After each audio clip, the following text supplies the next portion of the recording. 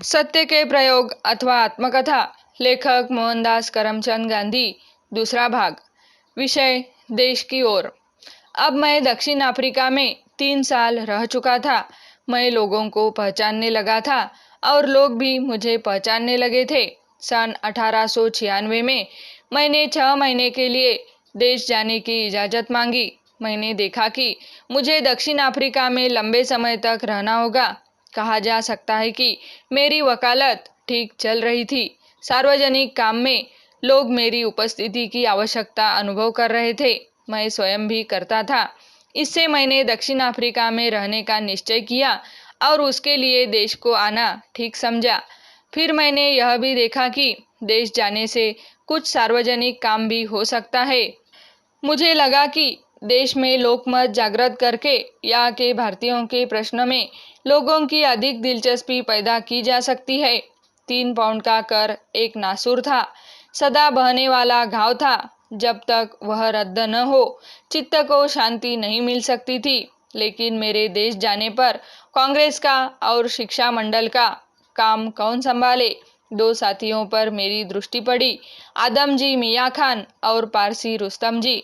व्यापारी समाज में बहुत से काम करने वाले निकल आए थे, पर मंत्री का काम संभाल सकने और नियमित रूप से काम करने और दक्षिण अफ्रीका में जन्मे हुए हिंदुस्तानियों का मन जीत सकने की योग्यता रखने वाले में ये 2 प्रथम पंक्ति में खड़े किए जा सकते थे।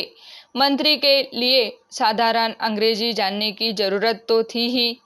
मैंने इन 2 में से आदम जी मियाँ खान को मंत्री पद देने की सिफारिश कांग्रेस से की और वह स्वीकार कर ली गई।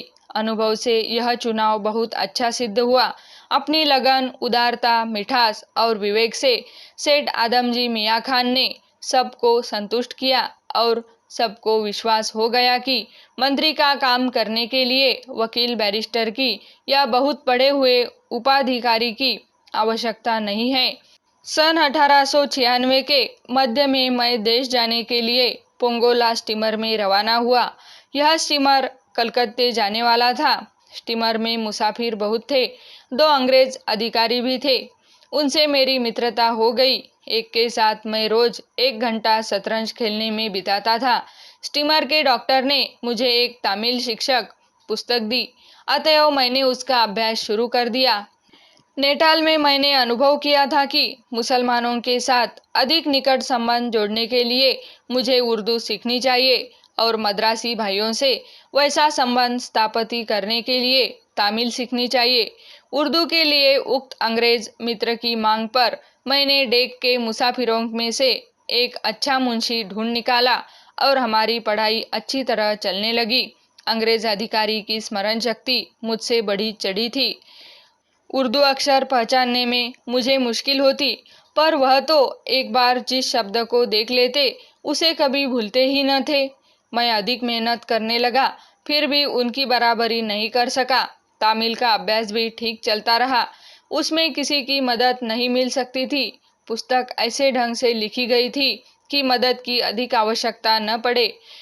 मुझे आशा थी कि इस तरह शुरू किए गए अभ्यासों को मैं देश में पहुंचने के बाद भी जारी रख सकूंगा, पर वैसा न हो पाया।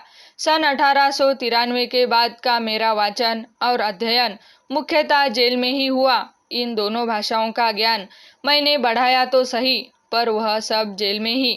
तमिल का दक्षिण अफ्रीका की जेल में और उर्दू का यरोड़ा जेल में, पर तमिल बोलना मैं कभी सीख न सका। पढ़ना ठीक तरह से सीखा था, पर अभ्यास के अभाव में अब उसे भी भूलता जा रहा हूँ। उस अभाव का दुख मुझे आज भी व्यथित करता है। दक्षिण अफ्रीका के मद्रासी भाइयों से मैंने भर भर कर प्रेम रस पाया है। उनका स्मरण मुझे प्रतिक्षण बना रहता है। उनकी श्रद्धा, उनका उद्योग, उनमें से बहुतों की निस्वार्थ त्याग किसी भी तमिल, तेलुगु के देखने पर मुझे याद आए बिना रहता ही नहीं। और ये सब लगभग निरक्षरों की गिनती में थे। जैसे पुरुष थे वैसी ही स्त्रियां थी। दक्षिण अफ्रीका की लड़ाई ही निरक्षरों की और उसके योद्धा भी निरक्षर थे। वह गरीबी की लड़ाई थी और गरीब ही उसमें जूझे थे। इन भोले और भले भारतवासियों का चित्त चुराने में मुझे भाषा की बाधा कभी न पड़ी। उन्हें टूटी फूटी हिंदुस्तानी और टूटी फूटी अंग्रेजी आती थी और उससे हमारी गाड़ी चल जाती थी। पर मैं तो इस प्रेम के प्रतिदान के रूप में तमिल तेलुगु सीखना चाहता था। तमिल तो कुछ सीख भी ली, तेलुगु सीखने का प्रयास हिंदुस्तान में किया, पर वह ककरे के ज्ञान से आगे नहीं बढ़ सका। मैं तमिल तेलुगु नहीं सीख पाया और अब शायद ही सीख पाऊँ। इसलिए यह आशा रखे हुए हूँ कि ये द्रविड़ भाषा भाषी हिंदुस्तानी भाषा सीखेंगे। दक्षिण अफ्रीका के द्राविड़ मद्रासी तो थोड़ी बहुत हिंदी अवश्य बोल लेते हैं। मुश्किल तो अंग्रेजी पढ़े लिखों की है, ऐसा प्रतीत होता है। मानो अंग्रेजी का ज्ञान हमारे लिए अपनी भाषाएं सीखने में बाधा रूप हो। पर यह तो विषयांतर हो गया। हम अपनी यात्रा पूरी करें। अभी पोंगोला के कप्तान का परिचय कराना बाकी है। हम परस्पर मित्र बन गए थे। यह भला कप्तान प्लीथम ब्रदरन संप्रदाय का था। इससे हमारे बीच नौकाशास्त्र की बातों की अपेक्षा अध्यात्म विद्या की बातें ही अधिक हुई। उसने नीति और धर्म श्रद्धा में भेद किया।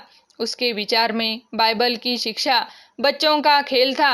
उसकी खूबी ही उसकी सरलता में थी। बालक स्त्री पुरुष सब ईसा को और उनके बलिदान को मान ले तो उनके पाप धुल जाए। इस प्लीमथ ब्रदर ने प्रिटोरिया वाले ब्रदर के मेरे परिचय को ताजा कर दिया। जिस धर्म में नीति की रखवाली करनी पड़े वह धर्म उसे नीरस प्रतीत हुआ। इस मित्रता और आध्यात्मिकता चर्चा की जड़ में मेरा अन्नाहार था। मैं मांस क्यों नहीं खाता? गौ मांस में क्या दोष है? क्या पेड़ पौधों की तरह ही पशु पक्षियों को भी ईश्वर ने मनुष्य आहार और आनंद के लिए नहीं सृजा है? ऐसी प्रश्नावली आध्यात्मिक चर्चा उत्पन्न किए बिना रह ही नहीं सकती थी। हम एक दूसरे को अपने विचार समझा नहीं सके। मैं अपने इस विचार में दृढ़ था कि धर्म और नीति एक ही वस्तु के वाचन है। कप्तान को अपने मत के सत्य होने में थोड़ी भी शंका नहीं थी। 24 दिन के बाद यह आनंदप्रद यात्रा पूरी हुई और हुगली का सौंदर्य निहारता हुआ मैं कलकत्ते उतरा। उसी दिन मैंने बम्बई जाने का टिकट कटाया। समाप्त। यह प्रयास अच्छा लगे तो चैनल को सब्सक्राइब, लाइक और शेयर करें। धन्यवाद।